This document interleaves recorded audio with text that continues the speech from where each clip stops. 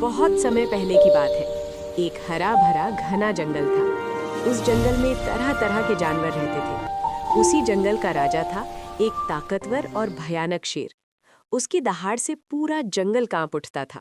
सभी जानवर उससे डरते थे और उसकी बात मानते थे।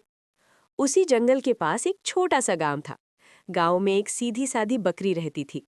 वो रोज सुबह जंगल के किनारे हरी हरी घास चरने आती और शाम होते ही अपने घर लौट जाती। बकरी बहुत समझदार थी, इसलिए वो जंगल के अंदर गहराई में कभी नहीं जाती थी। एक दिन की शुरुआत। एक दिन सुबह बकरी रोज की तरह घास चर रही थी। अचानक उसे जंगल के अंदर की घास बहुत हरी और ताजी दिखाई दी।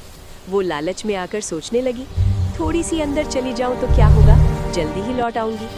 बकरी धीरे धीरे जंगल के अंदर चली गई और उसे पता ही नहीं चला कि वो शेर के इलाके में पहुंच गई। शेर की नजर। उसी समय शेर एक पेड़ के नीचे आराम कर रहा था। उसकी मुझे खाकर क्या मिलेगा? जा, तुझे छोड़ दिया। बचाव।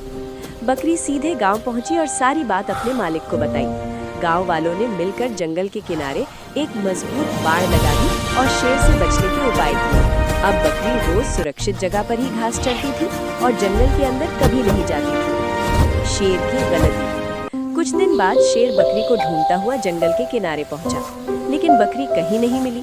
उसे अपनी गलती समझ में आई। वो बोला, मैंने अपनी ताकत के घमंड में एक बुद्धिमान बकरी को जाने दिया। शेर को बहुत पछतावा हुआ। सीख। इस कहानी से हमें ये सीख मिलती है कि बुद्धि और समझदारी ताकत से कहीं अधिक शक्तिशाली होती है। मुसीबत में घबराने